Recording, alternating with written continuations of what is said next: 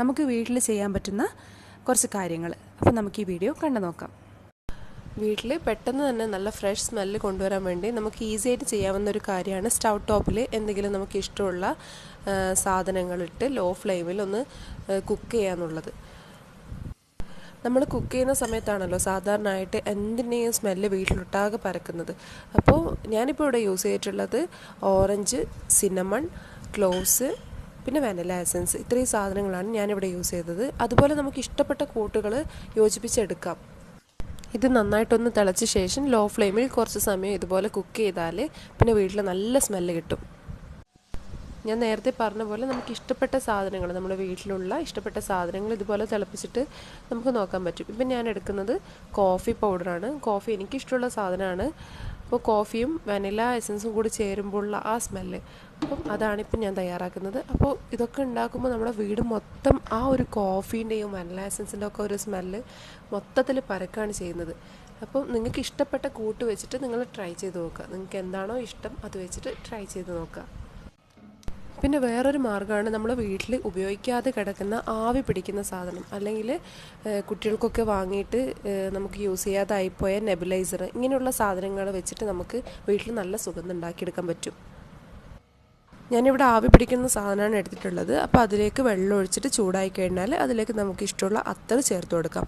അത്തർ അല്ലെങ്കിൽ essential oil നമുക്ക് വാങ്ങിക്കാൻ വേണ്ടി കിട്ടും, നല്ല സ്മെല്ലുള്ളത്. അപ്പോൾ അത് നമുക്ക് ഇഷ്ടമുള്ളത് വാങ്ങി അതും നമുക്ക് ഇതുപോലെ യൂസ് ചെയ്യാം. അപ്പോൾ ഇതവിടെ ഓൺ ചെയ്ത് വെച്ച് കഴിഞ്ഞാൽ വീട്ടിൽ മൊത്തം ഫുൾ ടൈം നല്ല സ്മെല്ലായിരിക്കും.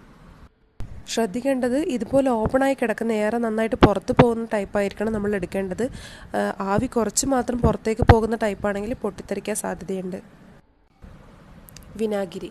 വിനാഗിരി എല്ലാ തരത്തിലുള്ള ദുർഗന്ധത്തെയും വലിച്ചെടുക്കുന്ന ഒന്നാണ്. അപ്പോൾ ഒരു ബൗളിലേക്ക് കുറച്ച് വിനാഗിരി ഒഴിച്ചിട്ട് വീടിൻ്റെ ഏതെങ്കിലും ഒരു ഭാഗത്ത് വെച്ച് കൊടുത്താൽ വീട്ടിലുള്ള എല്ലാ തരത്തിലുള്ള ദുർഗന്ധവും വിനാഗിരി വലിച്ചെടുക്കും.